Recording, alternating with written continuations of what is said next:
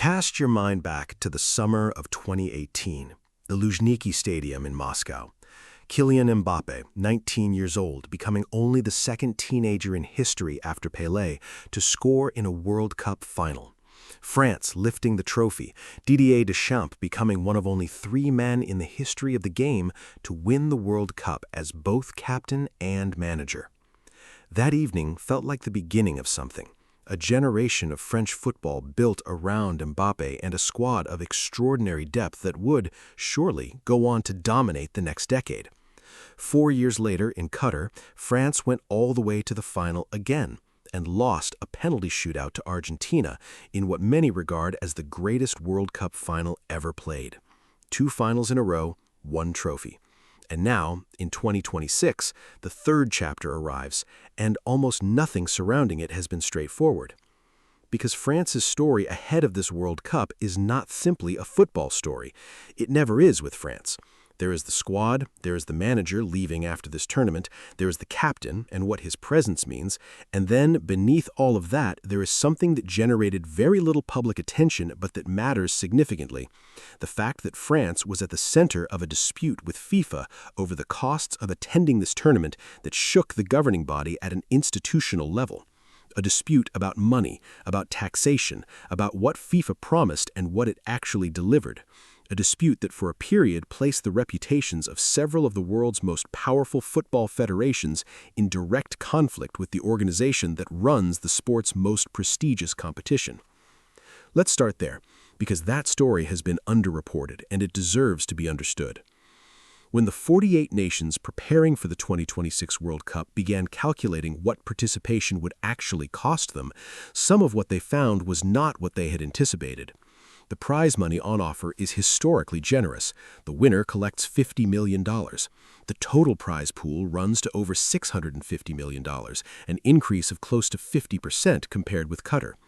Those are significant numbers, and FIFA's president has cited them frequently as evidence of the governing body's commitment to the sport's development. But prize money alone does not tell the full financial story of attending a World Cup in the United States. Because unlike in Canada and Mexico, where FIFA secured tax exemption agreements for participating nations, the American federal system presented a different challenge entirely. FIFA was unable to negotiate a blanket tax exemption covering all 48 participating nations for their earnings on American soil. What that meant in practice was that many federations faced the prospect of paying taxes in the United States on the prize money they received, and then paying taxes again on the same money when it was repatriated to their home countries. A double taxation problem. For smaller nations, it was manageable if they advanced far enough. For larger nations, for France, with a squad of the scale and cost their program requires, the arithmetic was concerning. The daily allowance paid to each member of a participating delegation was cut from $850 per person to $600.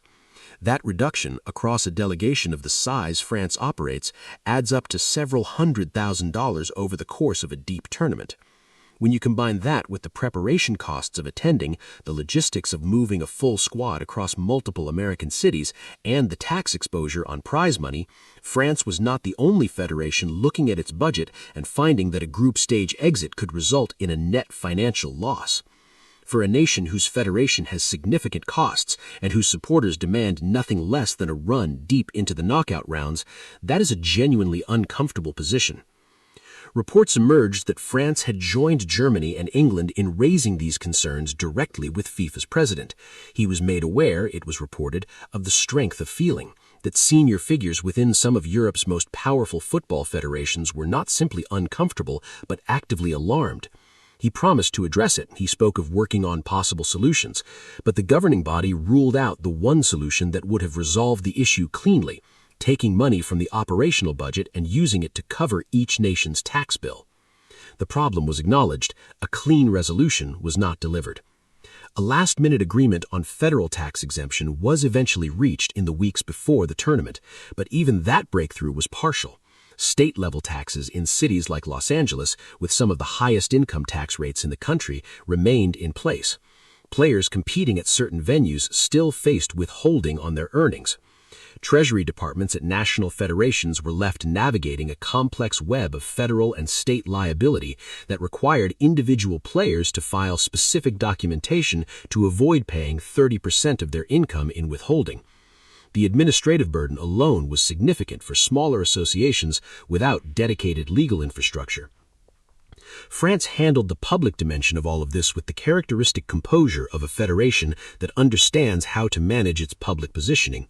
The federation president stated clearly that there was no intention to withdraw from the tournament, that sport should not be mixed with politics, and that the World Cup must remain a competition that brings people together regardless of background, religion, or belief. When a French politician went further and called publicly for the tournament to be relocated entirely out of the United States, suggesting that only the Canadian and Mexican portions of the hosting should proceed, the Federation did not endorse that position. It drew the line clearly. France was going to the World Cup. But France's relationship to the tournament's politics didn't begin and end with that statement. When the broader European boycott conversation was at its loudest, when the German Federation was rebuking one of its own vice presidents for raising the question publicly, when Dutch supporters were signing petitions in numbers that reached into the hundreds of thousands, France's sports minister provided her country's position with a clarity that was slightly different in tone from what was coming from Paris. She said France had no desire to boycott. That phrasing, no desire, is not the same as categorically ruling it out. It is the language of someone who has assessed the current situation and reached a conclusion, while leaving room for the conclusion to be reassessed if circumstances change. Political language is precise in exactly the way it needs to be, and that phrasing was noted in several European capitals. Now, set all of that aside, because there is another France story to tell, the football story, and it is one of the most compelling at this entire tournament. Didier Deschamps has announced that this will be his final World Cup as France manager. He has been in the position since 2012, 14 years. He won the World Cup in Russia in 2018. He reached the final in Qatar in 2022. He has delivered more sustained international success than almost any manager of a major nation in the modern era. And he is ending it here in North America with a squad that he himself described as one with the potential to become world champions, while adding that there are perhaps 8 or 10 teams who can make that claim, and that France have no desire to lose their humility. That balance, ambition alongside humility, is the tone he has always set. And the squad he has assembled for what is definitively his final chapter is, in almost every technical assessment, the deepest in the field. France are ranked first in the world. Their attacking options are not just strong, they're extraordinary. Kylian Mbappe, the captain, preparing for his 3rd World Cup at the age of 27. Ousmane Dembélé, the reigning Ballon d'Or winner, arriving in the form of his life after a remarkable season with the club that gave him back his confidence and then his finest football. Michael Olise, whose development over the past 12 months has been one of the stories of European football. Désiré Doué, 21 years old and already playing at a level that suggests the future of French football is entirely secure. Marcus Thuram, Ryan Cherki, Bradley Barcola, Magnus Akliouche. The depth in attack is genuinely unusual. Deschamps acknowledged it himself, that building a squad is not simply a matter of selecting the 26 best players, but of finding balance and cohesion. Eduardo Camavinga missed out, a decision that prompted debate in France given his Champions League pedigree. Hugo Ekitike was ruled out through injury. Even with those absences, the options available to the manager in attack are the kind that most international coaches would not dare to imagine. In midfield, N'Golo Kante brings experience and the kind of influence that statistics have never adequately captured. 35 years old now, but still capable of changing the character of a match by simply being on the pitch. Aurélien Tchouaméni provides the defensive foundation that allows the forwards their freedom. Warren Zaïre-Emery, still only 20, adds the energy and directness of a player for whom this World Cup may be the beginning of a very long international career.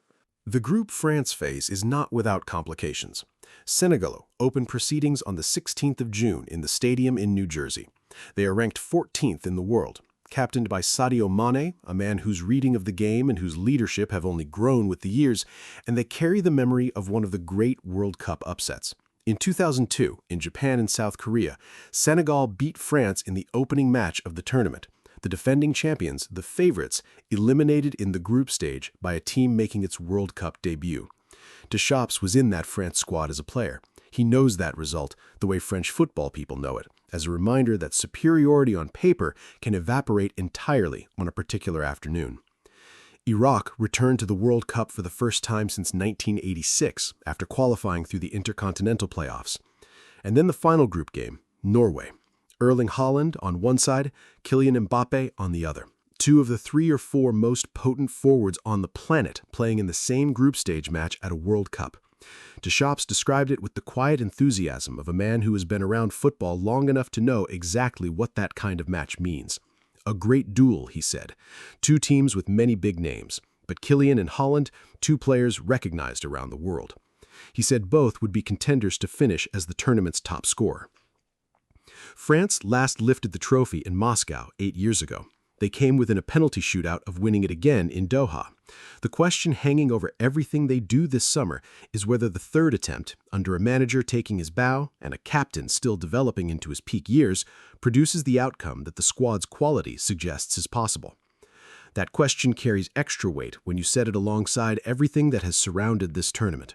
The financial disputes with FIFA, the political debates in which France was asked to take a position it would rather not have had to take, the complexity of traveling to a country whose immigration climate has unsettled European football communities across the continent. France navigated all of it with a federation president's statement and a sports minister's measured language. They are here, they are focused, and they are, by almost every metric, among the 2 or 3 nations most capable of winning this tournament.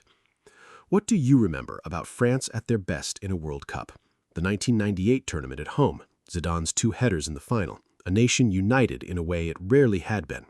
The 2018 campaign in Russia, controlled, professional, occasionally brilliant, ultimately decisive. This team has the capacity for something in that register. Whether it delivers it is the $64 million question, or, given the prize fund, the $50 million one. If you found this worth your time, a like helps more than you'd think. Subscribe if you enjoy thoughtful football coverage, and let me know your view in the comments. I read every one. France arrived at this World Cup having been asked to answer questions no football team should have to answer before a tournament begins. They answered them. Now, Deschamps and Mbappe and a squad of remarkable quality get to ask a question of their own, one the rest of the world will spend the next 6 weeks trying to answer.